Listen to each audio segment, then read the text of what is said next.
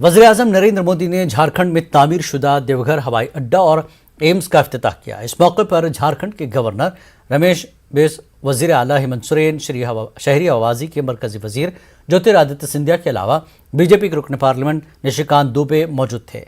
इस मौके पर पीएम मोदी ने आवामी जलसे से खिताब भी किया और बाद में रोड शो में शिरकत की। बाबा बैद्यनाथ के आशीर्वाद से आज 16,000 करोड़ रुपए से अधिक के प्रोजेक्ट्स का लोकार्पण और शिलान्यास हुआ है।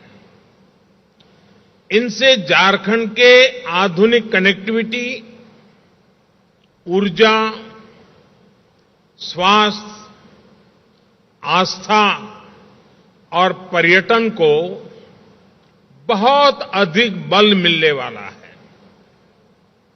हम सभी ने देवघर एयरपोर्ट को और देवघर एम्स, इसका सपना लंबे समय से देखा है।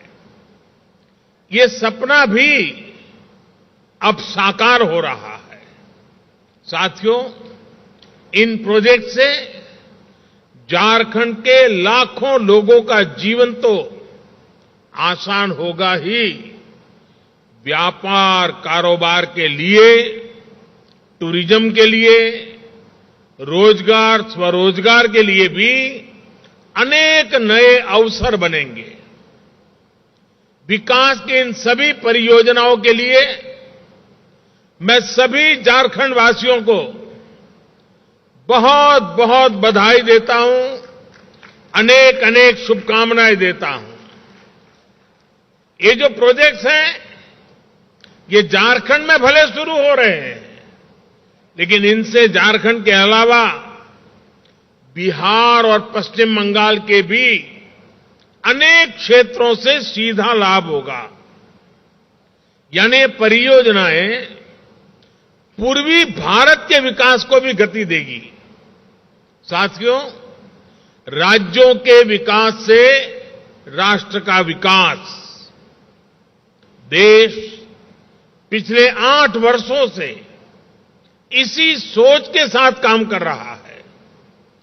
पिछले 8 वर्षों में हाईवेज, रेलवेज, एयरवेज, वाटरवेज, हर प्रकार से झारखंड को कनेक्ट करने के प्रयास में भी यही सोच, यही भावना सर्वोपरि है। आज जिन 13 हाईवे प्रोजेक्ट्स का लोकार्पण और शिलान्यास हुआ है, उनसे झारखंड की बिहार और पश्चिम बंगाल के साथ साथ बाकी देश के साथ भी कनेक्टिविटी मजबूत होगी। मिर्जा चौकी से फरक्का के बीच जो 4 लेन हाईवे बन रहा है, उससे पूरा संथाल परगना को आधुनिक सुविधा मिलने वाली है। रांची जमशेदपुर हाईवे से अब राजधानी और इंडस्ट्रियल सिटी के बीच यात्रा का समय और ट्रांसपोर्ट के खर्च दोनों में बहुत कमी आएगी। पलामा गुंडला सेक्शन से छत्तीसगढ़ तक वहां पहुंच बेहतर होगी। पारादीप पोर्ट और हल्दिया से पेट्रोलियम पदार्थों को झारखंड लाना भी और आसान हो जाएगा, सस्ता हो जाएगा। रेल नेटवर्क में भी जो आज विस्तार हुआ है, उससे पूरे क्षेत्र में नई ट्रेनों के लिए रास्ते खुले हैं, रेल ट्रांसपोर्ट और तेज होने का मार्ग बना है। कन्हैयालाल कत्ल केस के मुल्जिमान की आज एनआईए कोर्ट में पेशी हुई। 7 मुल्जिमीन को आज जयपुर की एनआईए अदालत में पेश किया गया। अहम मुल्जिमीन में मोहम्मद गौस, रियाज अत्तारी की भी पेशी हुई है, जिसको लेकर district and session court Jaipur में सख्त सिक्योरिटी इंतजाम किए गए थे। 3 मुल्जिमीन को पुलिस तहवील में दिया गया, जबकि 4 को अदालती तहवील में भेज दिया गया है। कन्हैया को 28 जून को कत्ल कर दिया गया था, जिसके बाद से लगातार गिरफ्तारियों का सिलसिला जारी है।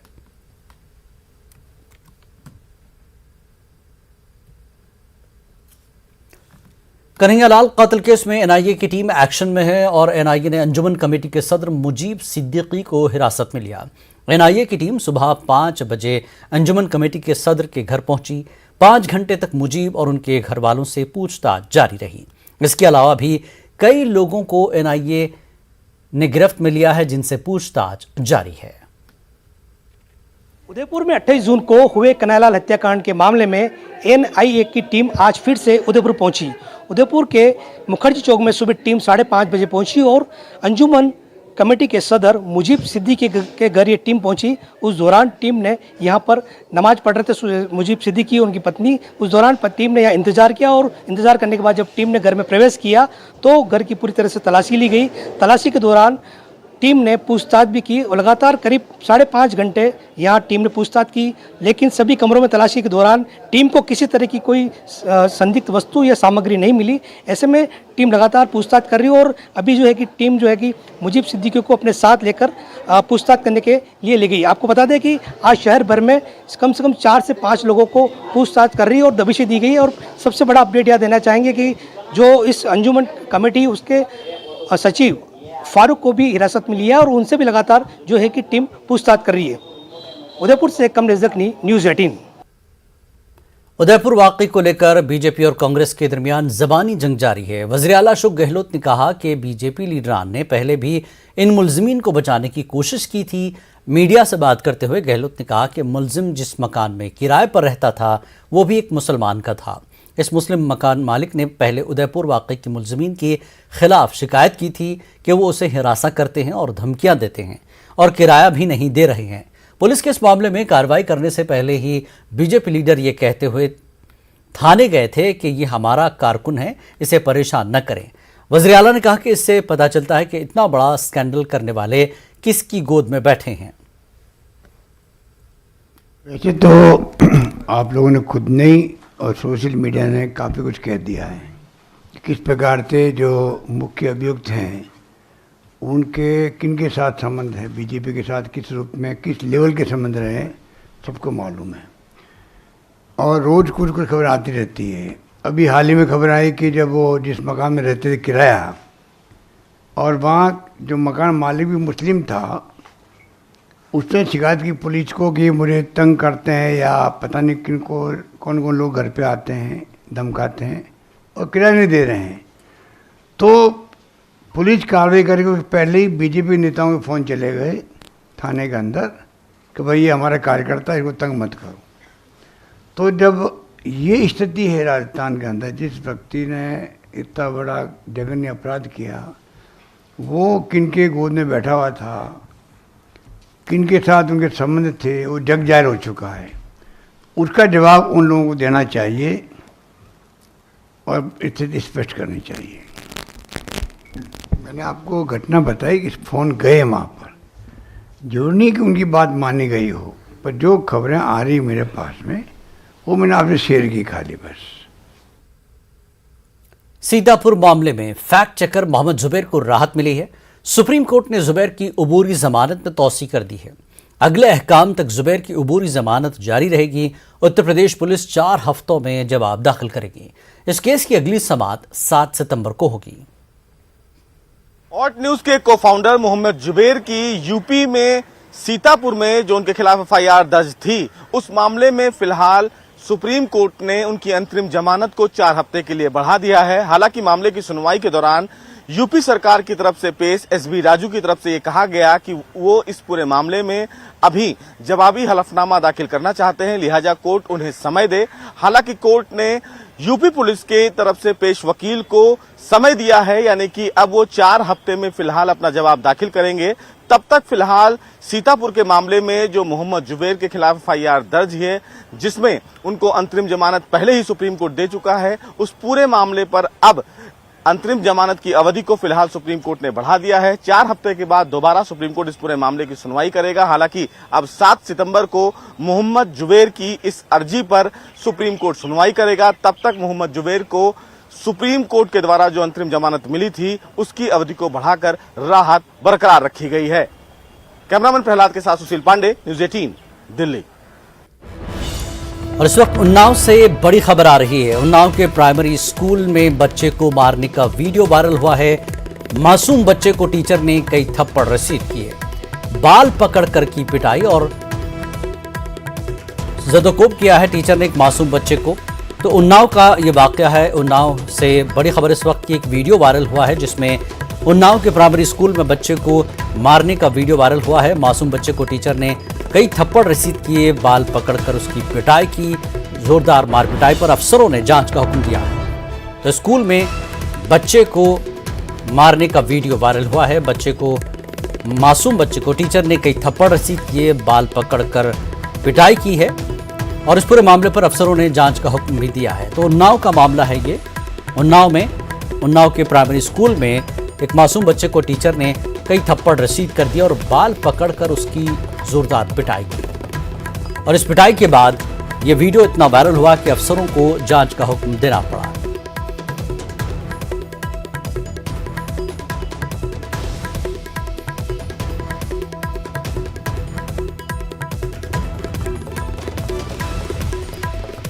तो बड़ी खबर उन्नाव से। उन्नाव के प्राइमरी स्कूल में एक बच्चे की पिटाई, बाल पकड़कर पिटाई की और कई थप्पड़ रसीद किए टीचर ने और हुकाम ने इसकी तहकीकात का हुक्म दिया है। और आइए इस वक्त झारखंड का रुख करेंगे। पीएम झारखंड के दौरे पर इस वक्त मुखातिब हैं।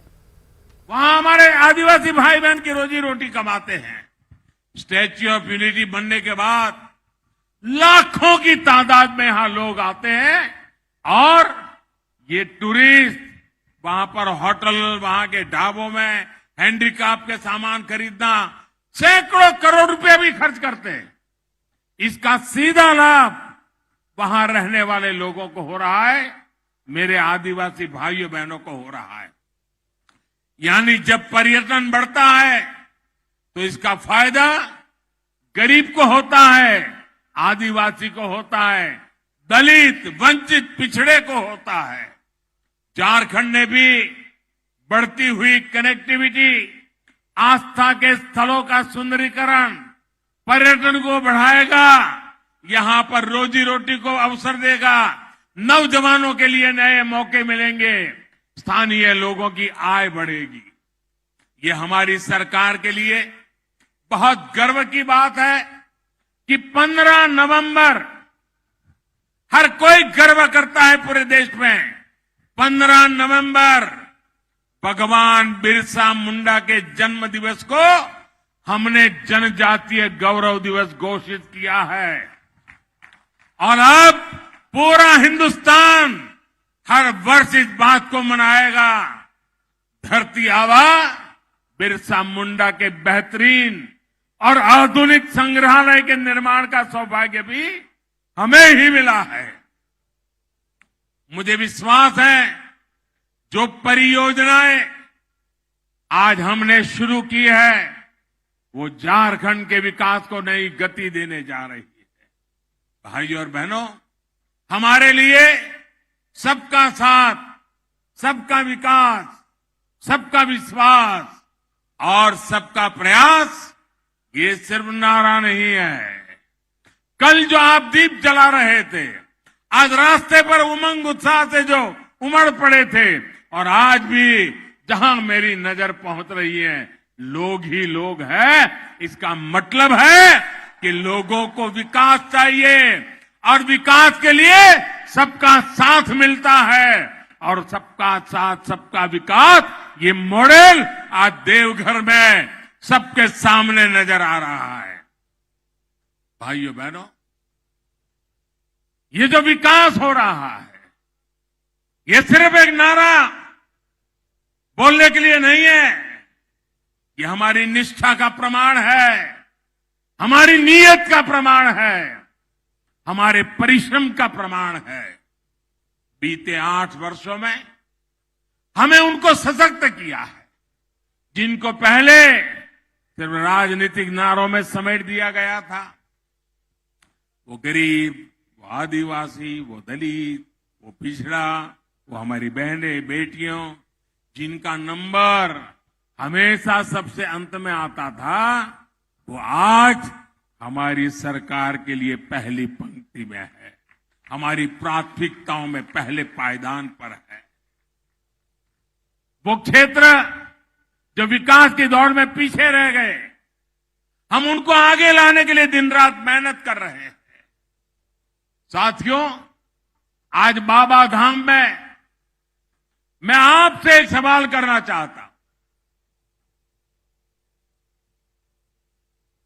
आप मुझे जवाब देने की जरूरत नहीं है, लेकिन मन में सोचिए, आज जो काम हो रहे हैं, देश यही है, लोग यही है, दफ्तर वही है, अफसर वही है, तो क्या पहले होने चाहिए थे कि नहीं होने चाहिए थे? ये काम पहले होने चाहिए थे कि नहीं होने चाहिए थे? कौन रोकता था उनको? भाइयों बहनों, इसका एक बड़ा कारण था, सरकारें कुछ होती हैं जिसके दिल में सेवा भाव नहीं, सत्ता भाव भर जाता है, और ये सत्ता भाव के कारण वे लंबे समय तक जो सरकारों में रहे, उनकी प्राथमिकता सत्ता, सर्वसत्ता, सबदूर सत्ता, कहां से मिले वहां से पाना, सिर्फ सत्ता, यही उनका ख्याल, यही उनका मंत्र, वही उनकी। तो वज़ीर-ए-आज़म नरेंद्र मोदी झारखंड के दौरे पर हैं। हवाई अड्डा और एम्स के इफ्तिताह के बाद अवाम से मुखातिब थे। आगे बढ़ेंगे। बीजेपी के लीडर मुख्तार अब्बास नकवी ने न्यूज़ 18 से खास बातचीत करते हुए कहा कि कोई भी मुल्क बेतहाशा बढ़ रही आबादी को बर्दाश्त नहीं कर सकता और ना ही इसे नज़रअंदाज कर सकता है। उन्होंने कहा कि इसको लेकर कई ममालिक में कानून बना हुआ है। स्मृति ईरानी के अक़लियती उमूर की जिम्मेदारी पर उन्होंने कहा कि वो इस जिम्मेदारी को बेहतर अंदाज से निभाएंगी। हमारे साथ बीजेपी के वरिष्ठ नेता मुख्तार अब्बास नकवी, उनसे बात करते हैं। सर, जिस तरह से योगी आदित्यनाथ ने में जनसंख्या को लेकर के कहा कि संतुलन बनाए रखने की जरूरत है। देखिए, बिल्कुल, देखिए, कोई भी देश, कोई भी व्यवस्था बेतहाशा जनसंख्या विस्फोट को न तो नज़रअंदाज कर सकती है, न बर्दाश्त कर सकती है। अब अफसोस की बात है कि कुछ लोग अल्लाह की मेहरबानी के बहाने अनलिमिटेड परेशानी के ठिकाने ढूंढ रहे हैं। अब ये वो लोग हैं जो लोग कि अल्लाह की मेहरबानी के बहाने अनलिमिटेड परेशानी के ठिकाने ढूंढते हैं, वो लोग जो है वो खुद तो परेशान हो ही रहे हैं, परेशानी पैदा कर ही रहे हैं, देश के लिए भी परेशानी पैदा करने की कोशिश कर रहे हैं। लेकिन सर, अखिलेश यादव का यह कहना है कि अराजकता जो है वो आबादी के कारण नहीं बल्कि लोकतांत्रिक मूल्यों के क्षरण के कारण होती है। दुनिया का कोई भी देश, जो भी लोग, चाहे वो डेमोक्रेटिक कंट्रीज़ हों, चाहे वो डेवलप कंट्रीज़ हों, चाहे वो डेवलपिंग कंट्रीज़ हों, कोई भी देश जो है वो अपने यहाँ बेतहाशा जनसंख्या विस्फोट को नज़रअंदाज नहीं कर रहा है। अब आप हमें सुझाव दे रहे हैं कि जी आप बेतहाशा जनसंख्या विस्फोट को नज़रअंदाज कर लीजिए क्योंकि ये तो अल्लाह की मेहरबानी है, और अल्लाह की मेहरबानी के सहारे जो है वो बेतहाशा परेशानी के ठिकाने ढूंढ रहे हैं, तो वो ठीक नहीं है। हाँ सर, आखिरी सवाल जानना चाहूँगा, जिस तरह से अल्पसंख्यक मंत्रालयों का प्रभार जो है वो स्मृति ईरानी को दिया गया है, कुछ लोग जो है इस पर सवाल भी खड़े कर रहे हैं। देखिए, कुछ लोगों की प्रॉब्लम यह है कि जब तर्कों की कंगाली हो जाती है तो वो कुतर्कों के मवाली बन जाते हैं। अरे भाई, स्मृति जी ने या कोई भी मिनिस्टर जो है जब ओथ लेता है तो देश के विकास के लिए लेता है, देशवासियों के विकास के लिए लेता है, और स्मृति जी एक कमिटेड कार्यकर्ता के नाते एक सोशल एक्टिविटी उनकी हमेशा रही है, और वो अल्पसंख्यक मंत्रालय का कामकाज बहुत बेहतर तरीके से, जैसे अन्य मंत्रालय का देखा है, वैसे करेंगी वो। ठीक है, बहुत कैप्टन अपू पाठक के साथ विनीत कुमार, न्यूज़ 18 दिल्ली। लखनऊ जेल में डॉक्टर वाई.एस. सजान की पुरस्कार मौत का मामला फिर गर्मा गया है। सीबीआई की खुसूसी अदालत ने बादिन नजर में सजान की मौत को कत्ल और साजिश माना है। अदालत ने जेल के उस वक्त के jailer BS Mukund, deputy jailer Sunil Kumar Singh समेत दीगर अहलकारों को कसूरवार माना है। उन्हें अपना मौक़िफ़ रखने के लिए अदालत ने तलब किया है। अदालत ने डॉक्टर सचान की बेवा मालती सचान की अर्जी पर यह काम जारी किया। ख्याल रहे कि 22 जून 2011 को डॉक्टर सचान की लखनऊ जेल में मौत हो गई थी।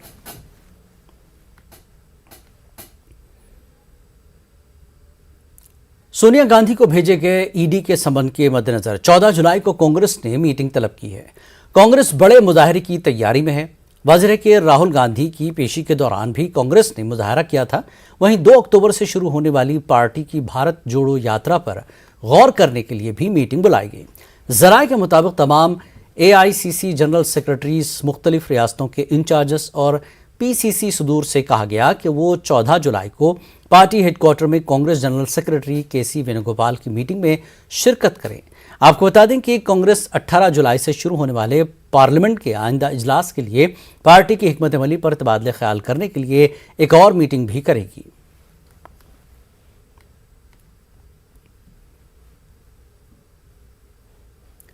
कांग्रेस लीडर संजय निरुपम ने ट्वीट करके शिवसेना क़यादत पर तंज किया है। निरुपम ने ट्वीट किया कि अगर शिवसेना द्रौपदी मुर्मू की हिमायत करती है तो ये तारीखी फैसला होगा। निरुपम आगे लिखते हैं कि क्योंकि पहले बाला साहब की हुक्म की अरकान पार्लिमान तामील करते थे, इस बार ऐसा हुआ कि अरकान पार्लिमान ने हुक्म पार्टी को बजा ला रही है। ये शिवसेना की दाखिली जमहूरियत की इंतहा होगी। जरा के मुताबिक शिवसेना उद्धव ठाकरे एनडीए के सदारती उम्मीदवारों की हिमायत कर सकते हैं।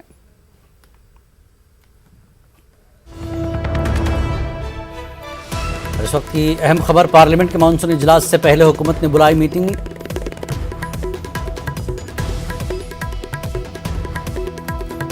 सत्रह जुलाई को सुबह 11 बजे ये मीटिंग होगी। तो पार्लियामेंट के मानसून इजलास से पहले हुकूमत ने मीटिंग बुलाई है। हस्ब रिवाज जिस तरह से मीटिंग बुलाई जाती है ताकि पुरअमन तरीके से पार्लियामेंट की कार्रवाई को चलाया जाए। 17 जुलाई की सुबह 11 बजे ऑल पार्टी मीटिंग बुलाई गई है ताकि पार्लियामेंट के मानसून इजलास को ठीक ठाक तरीके से चलाया जाए।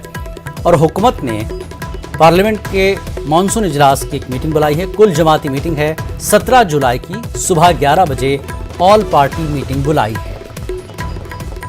तो हुकूमत की तरफ से पार्लियामेंट के मानसून इजलास को लेकर 17 जुलाई की सुबह 11 बजे ऑल पार्टी मीटिंग बुलाई गई है। बड़ी खबर इस वक्त की, पार्लियामेंट के मानसून इजलास से मुताल्लिक हुकूमत ने एक मीटिंग बुलाई है जो कि 17 जुलाई की सुबह 11 बजे ये मीटिंग बुलाई गई है। ऑल पार्टी मीटिंग है जो 17 जुलाई को होगी। पार्लियामेंट के मानसून इजलास से पहले हुकूमत ने कुल जमाती मीटिंग बुलाई है 17 जुलाई की सुबह 11 बजे।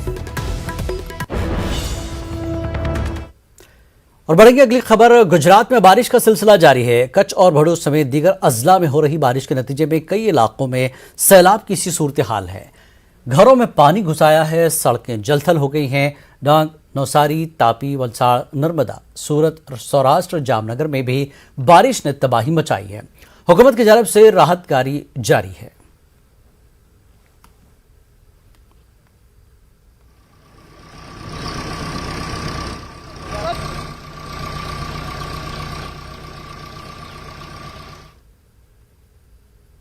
आंध्र प्रदेश में बारिश से पैदा शुदा सूरत हाल का जायजा लेने के लिए वज़ीर आला जगन मोहन रेड्डी ने मीटिंग में मुतासर इलाकों के कलेक्टर्स ने वीडियो कॉन्फ्रेंसिंग के जरिए शिरकत की।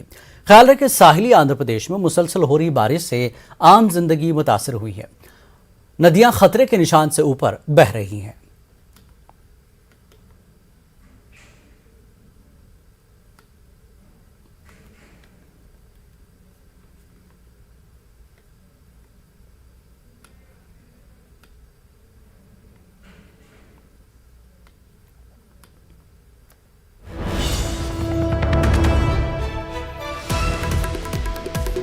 इस वक्त की अहम खबर, देवघर में पीएम मोदी का रैली से खिताब। संग बुनियाद भी रखे हैं, इफ्तिताह भी हम करते हैं। पहले कई हुकूमतें जाने के बाद प्रोजेक्ट मुकम्मल होते थे। मोदी ने कहा कि हम आवाम की पाई पाई की कीमत समझते हैं।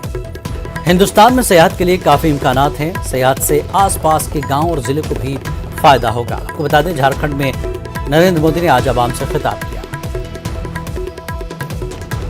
देवघर में पीएम मोदी का रैली से खिताब।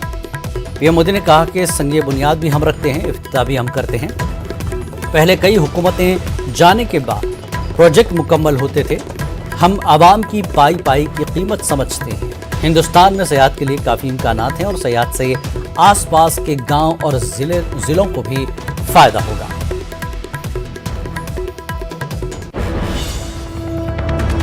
एक और खबर, गुजरात और हिमाचल प्रदेश के आइंदा असेंबली इंतखाबात। गुजरात के लिए अशोक गहलोत कांग्रेस के सीनियर ऑब्जर्वर मुकर्रर। मुबस्सिरीन के तौर पर टीएस सिंहदेव और मिलिंद देवरा होंगे।